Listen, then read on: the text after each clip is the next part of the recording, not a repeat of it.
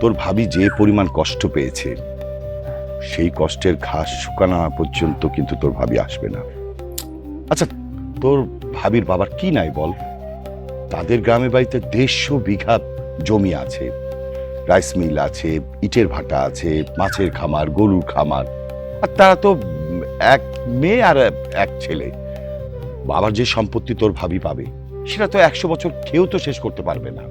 আর Shrabani wife বলে আমার wife নাকি সামান্য আমাদের এই সম্পত্তির জন্য নাকি নাটক করতেছে। কি সিলি বিষয়! ছি!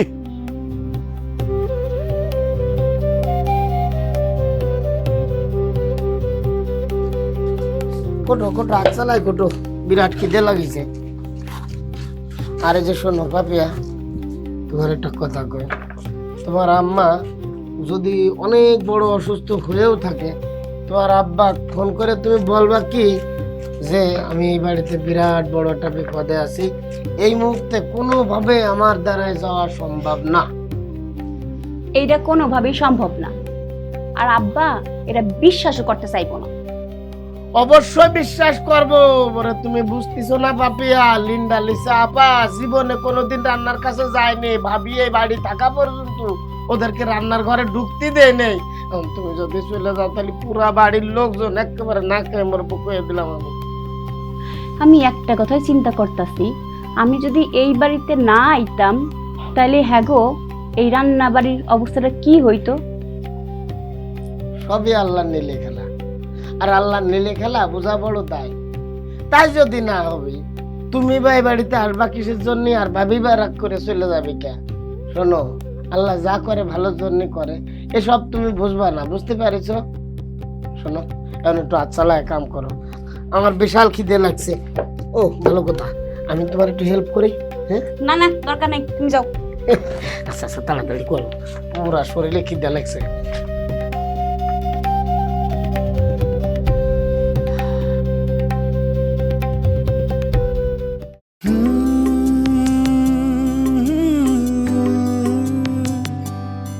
ওরে দুঃখ সুখের এই দুনিয়া, স্বপ্ন ভাঙে ভালোবাসার, চারিদিকে কষ্টের পাহাড়, পাশে নাই তার কে।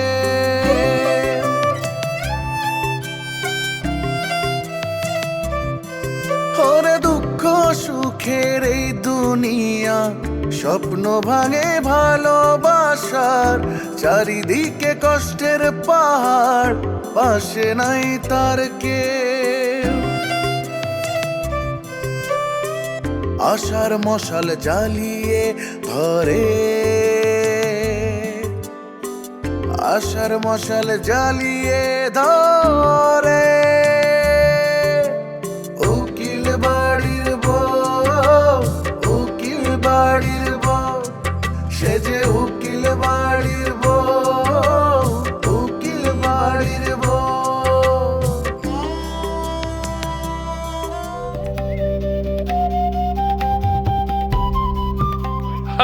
আসসালামু আলাইকুম। কি কাণ্ড, আপনি এখানে? ওয়ালাইকুম আসসালাম।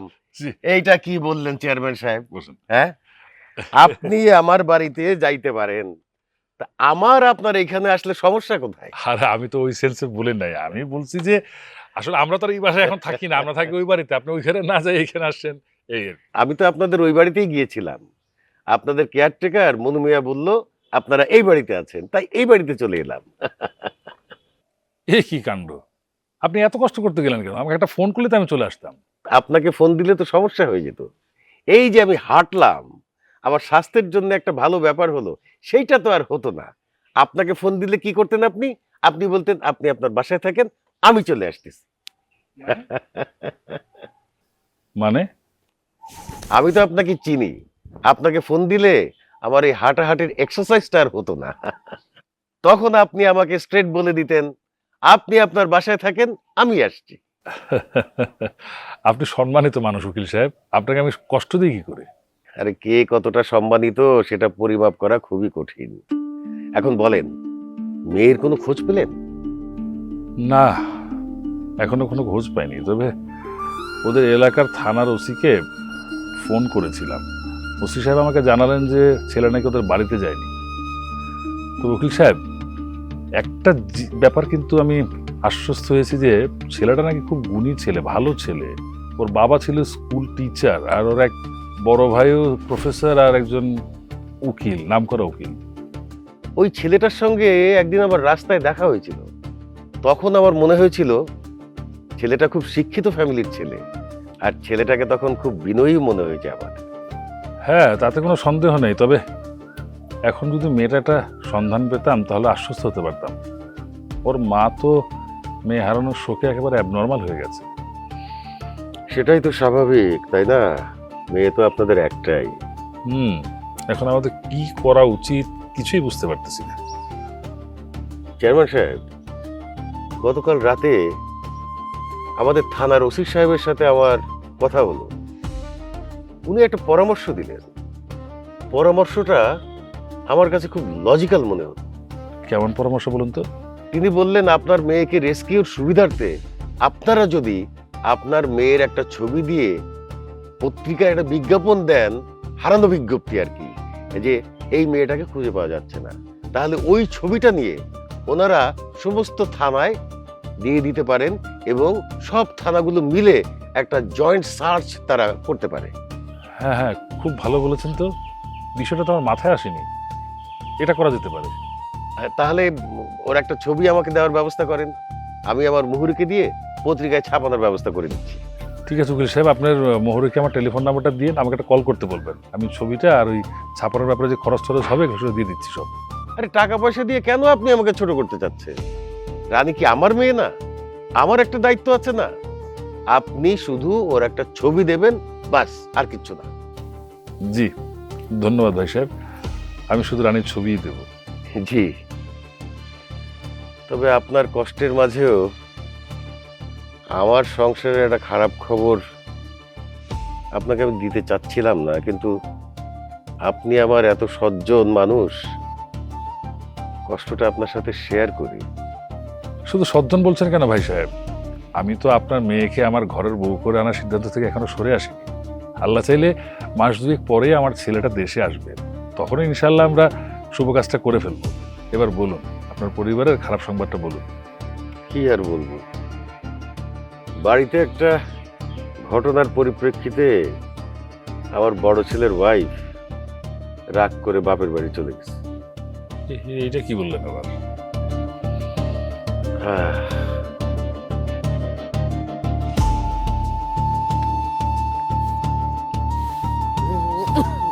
আরে টুটুল ভাই খান খান খান, কই যান এত তাড়াহুড়ো করে, কই যান? ভাই বাজারে যাইতে হবে, খুব সমস্যার মধ্যে আছি, তাড়াহুড়া। তা তোমার কি খবর? সংসারে ঠিকঠাক মতো চলতেছে? আলহামদুলিল্লাহ, আমার সংসার খুব ঠিকঠাক চলতেছে। ওই যে আমাদের উকিল বাড়ির সংসারের অবস্থা ভালো না তেমন একটা। মানে কি? মানে হলো, গতকালকে যে আমাকে লাবিব স্যারের বউ আছে না, উকিল বাড়ির বড় বউ, উনি আমাকে বাড়ি ছেড়ে চলে গেছে। এই কি কও মিয়া, এলাকায় হইলোটা কি কও দেখি? এই 2 দিন আগে শুনলাম চেয়ারম্যানের মাইয়া রানী কোচিং মাস্টারের লগে ভাইগে গেছে। এখন আবার তুমি কইতেছো উকিল বাড়ির বউ ভাইগে গেছে। আচ্ছা, কার লগে ভাইগে গেল কত? তুমি একটা আস্ত খাচ্ছার মিয়া, তোমারে কইছি যে ভাই গেছে গা, খালি পচা কথা কও। আমি তোমার খুব ভালো মানুষ মনে করতাম ভাই। সে তো কামিয়া, তুমি নে এখন নিজের মুখে কইলা লাবিব স্যারের বউ ভাইগে গেছে। তা কার লগে ভাইগে গেছে এইটা জানতে চাওয়া কি আমার অপরাধ? আমি কইছি ভাই গেছে। হ্যাঁ, ওই যে আমার ঘরে যে শ্রাবণ ভাইয়ের বউ আছে না, এর লগে ঝগড়াঝাটি করে রাগ করে বাপের বাড়ি চলে গেছে। তাই এই কথাটা আগে কইলেই তো পারতাম মিয়া। আচ্ছা বল্টু, আমার একটা কথার উত্তর দাও তো, শ্রাবণ কি বরিশালে মেয়া বিয়ে করছে নাকি? খালি বরিশাল্লা, খাস বরিশাল্লা, ওই বরিশাল্লা বউইতে আমাকে সংসারে গিরিবিলিটিটা লাগাইছে। আর যাকে তোমার সাথে অত কথা কই লাভ নাই, তুমি যাও, তোমার সাথে পরে আবার কথা কমনে যাও ভাই। শোনো, তোমার সাথে আমার জরুরি কিন্তু একটা কথা আছে।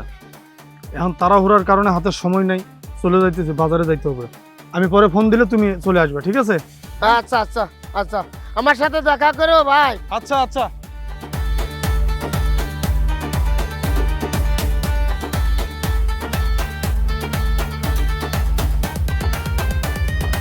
ভাইয়া,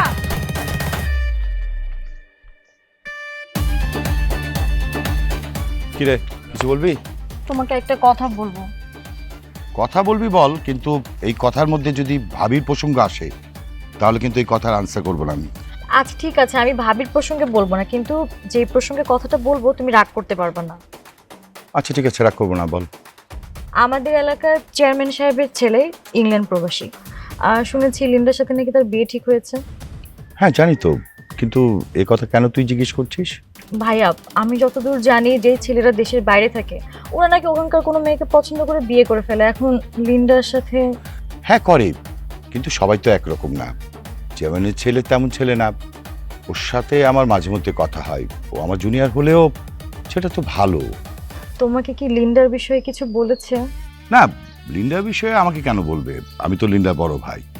তবে আমি ওর কথাই বুঝতে পেরেছি যে লিন্ডার প্রতি ওর একটা আলাদা সফট কর্নার আছে। ও তাহলে তো ভালোই হলো। না এই বিষয়টা জানার ছিল আর কি। তুই হঠাৎ করে এই বিষয়ে কেন জানতে চাচ্ছিস? লিন্ডার কার সাথে বিয়ে হবে সেই বিষয়ে আমি জানবো না? আমি তোর বোন। হ্যাঁ সেটা অবশ্যই তোর অধিকার আছে জানার। আচ্ছা একটা সত্যি কথা বলবি, তুই কি কাউকে পছন্দ করিস? দুবাই বাবুর কথা কি ভাইয়াকে বলবো? না, জানানো ঠিক হবে না। কিরে কথা বলছিস না কেন, বল। না ভাইয়া, আমি কাউকেই পছন্দ করি না, আর যদি করে থাকি তোমাদেরকে জানাবো। হ্যাঁ যদি করিস তাহলে ভালো ছেলেকেই করিস, এমন কাউকে করিস না যাতে উকিল বাড়ির সম্মান নষ্ট হয়, ঠিক আছে? ভাই এসব বিষয় বাদ দাও তো। আচ্ছা ভাই আমরা কবে ভাবিকে আনতে যাব? আমি বললাম না এই কথা আমি কোনো আনসার করব না। তুমি কি বুঝো না ভাবিকে ছাড়া এই বাড়িটা খালি খালি লাগে? এত কথা বলিস কেন, যা তো আমার চোখের সামনে থেকে যা। আচ্ছা তোর যাওয়ার দরকার নাই, আমি গেলাম।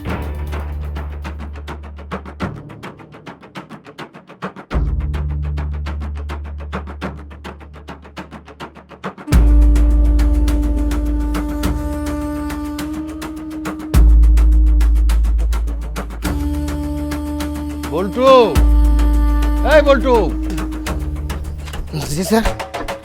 দেখ তো লিসারে সেই কখন বললাম আবার যে একটু চা নিয়ে আসতে, কি করছে গিয়া দেখ তো। জি স্যার। কি রে যাস না কেন, কিছু বলবি? জি স্যার, এটা কথা কমো কিন্তু ডর করতেছে। কেন ডরানোর মতো কোনো কথা বলবি নাকি? ঠিক বুঝতে পারতেছি না স্যার, আমি আসলে এটা গিরিবিলটির মধ্যে পড়ে গেছে। গিরিবিটির মধ্যে পড়ে গেছিস মানে? না মানে এই বাড়িতে তো আমার স্ত্রী ছাড়া তো আর রান্না বান্না করার কেউ নাই। হ্যাঁ শুধু রান্না বাড়াই তো না, সে তো পুরা বাড়ির কাজ সুন্দর করে গুছায় রাখে। তাতে সমস্যাটা কোথায়? সমস্যা হলো স্যার ওর মা খুব অসুস্থ, আমার পরশু দিন কইছে, আমিও কইছি তোমার মা যত বড়ই অসুস্থ হোক কোনোভাবে এই মুহূর্তে এই বাড়ি ছেড়ে যাওয়া সম্ভব না। কেন তুই তা কেমন করে বললি কেন? কেন স্যার, আমি কি বাড়ির অবস্থা দেখতেছি না? আমি তো বাড়ির সব অবস্থায় দেখতেছি। লিন্ডা লিসা আপা তো রান্না বান্নার কিছু জানে না। না না না না না, এইটা তো কি হতে পারে না। আল্লাহ না করুক ওর মায়ের যদি কিছু একটা হয়ে যায়, তখন আজীবন তোর কাছে আমাদেরকে জবাব দিতের মধ্যে থাকতে হবে। হুম, আমি এটাই ভাবতেছিলাম স্যার, আসলে তারে আমি যে কি বলবো আমি ঠিক না বুঝবার পারতেছি না স্যার। বোঝাবুঝি তো কিছু নাই, তুই সকালবেলায় ওর যাওয়ার ব্যবস্থা কর। সমস্যা তো আরো একটা আছে স্যার। আবার কি সমস্যা? সে আমারে কইছে তার মা অসুস্থ হয়ে যদি মরেও যায় আমি তোমার ছাড়াই বাড়িতে এক পাও নড়বো না। বলতেই পারে, বিয়ের পরেও একলা একলা যায় কিভাবে? তোর তো যাওয়া উচিত। কিন্তু আমি যাবো কেমনে স্যার? কেন তোর যাইতে সমস্যা কোথায়? স্যার বাথরুমে এত ছুটিতে গেছে, আমি পুরা বাড়ির কাজ একা করতেছি, এর সাথে আমি গেটও সামলাচ্ছি। এই মুহূর্তে আমি এই বাড়ি ফেলায় কেমনে যাবো কোন আপনি? শোন, দুনিয়ার কোনো কাজ কারোর জন্য কোনোদিন থেমে থাকে না। তুই কালকে সকালবেলা এসে আমার কাছ থেকে টাকা নিয়ে যাবি, তারপরে বাড়ি যা, কেমন? জি স্যার। আসসালামু আলাইকুম। আর শোন, দেখ তো লিসাকে চা দিতে বললাম, সে কি করলো? স্যার আমি নিজে চা বানায় এখনই নিয়ে আসতেছি আপনার জন্য, চিন্তা করেন না। আচ্ছা ঠিক আছে, তো তাড়াতাড়ি দিয়ে যা। উহ।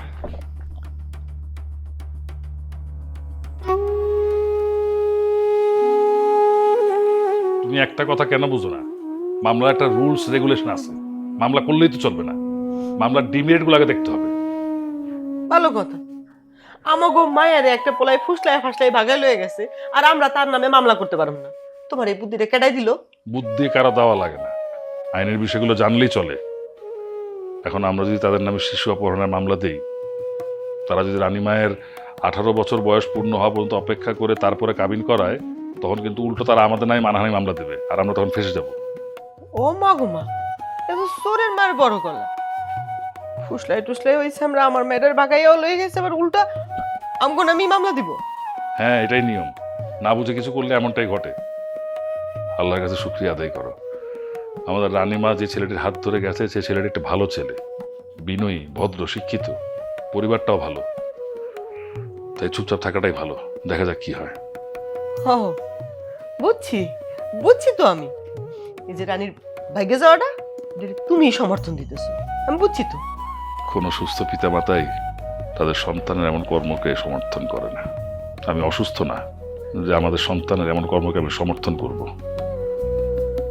একটা কথা ভাবো তো, রাতের বেলায় যে বাবা তার সন্তানের মাথায় হাত বুলিয়ে না দিলে ঘুমাতে পারতো না, আর এখন রাত হলে সেই বাবা কেমন ছটফট করে, সেটা যদি বুঝতে পারতে তাহলে তাহলে তুমি এমন কথা বলতে পারতে না।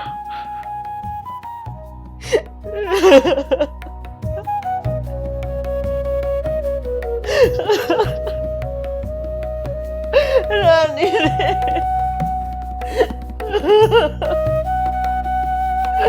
রানী রে।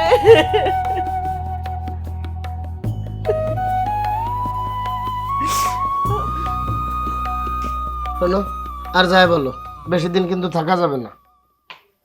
এখনো যাইতেই পারলাম না, তাতেই তোমার আসার চিন্তা কেন বুঝতে পারলাম না। আরে তুমি বুঝতে পারতেছ না, ভাবি নাই, বাচ্চু নাই, এই বাড়ি পুরা ফাঁকা। কে বাজার করব, কে রান্না করব, কে গেট সামলাবো, এই নিয়ে তোমার মাথার মধ্যে গিরিবিলটি হয়ে আছে, বুঝতেছো না তুমি? হইছে, এই মানুষের নিয়ে ভাবা বাদ দাও। সারা জীবন তো মানুষের নিয়েই ভাবলা, নিজের সংসারের প্রতি তো কখনো মনোযোগ দিতে দেখলাম না। শোনো, অত চিন্তা করো না। বড় স্যার আমার কইছে যে আমাকে নামে 2 শতক জায়গা লিখে দিব, বুঝছো? 2 শতক জায়গা লিখে দিলে আমাকে হয়ে যাবে। ওই আশায় বইসা থাকো। শ্রাবণ ভাই ভিটা বাড়ি নিয়ে যে ক্যাসেল লাগাইছে, এর আগে সমাধান হোক। আর শোনো, এই মানুষের সম্পত্তির লোভ মাথা থেকে ছাড়া দাও। শোনো, আল্লাহ যদি দেয়, শয়তানের ক্ষমতা নাই ফটিস্ট ফাইট করা। আমারও অত লোভ নেই। কপালে যদি থাকে, কেউ আমার বিতাড়িত করতে পারবে না। আর আল্লাহ যদি চায়, শয়তানে কোনোদিন সেগুলো ঠেকাইতে পারবে না। এক কাম করো, ওই তাড়াতাড়ি কাপড় চোপড় গুছাও, ভোর 5টায় বের হতে হবে। আসো। বাবা, কি বাবা, শুনলাম তুমি নাকি বল্টু পাপিয়াকে বাড়িতে যাওয়ার পারমিশন দিয়েছো। পারমিশন বলছিস কেন? ছুটি দিয়েছি। সেটাই তো বাবা, কিন্তু কেন ছুটি দিয়েছো?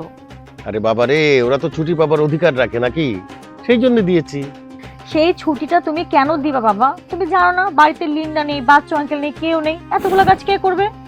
আমরা সবাই মিলে করব, সমস্যা কোথায়?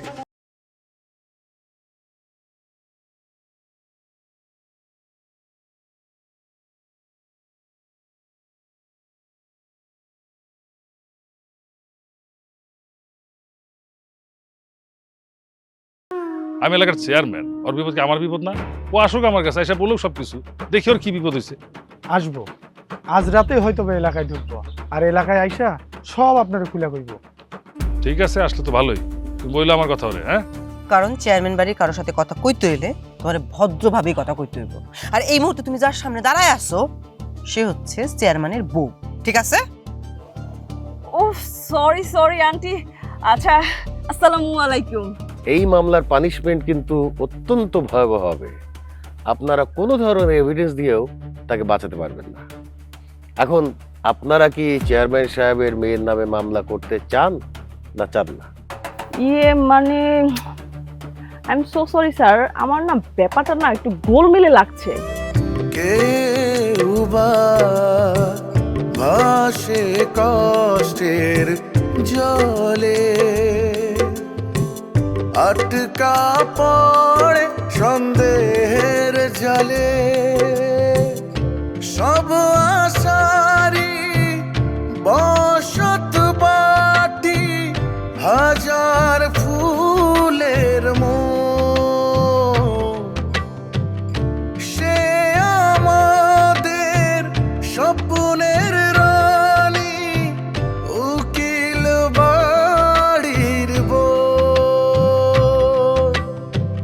আশার মশাল জ্বালিয়ে ধরে,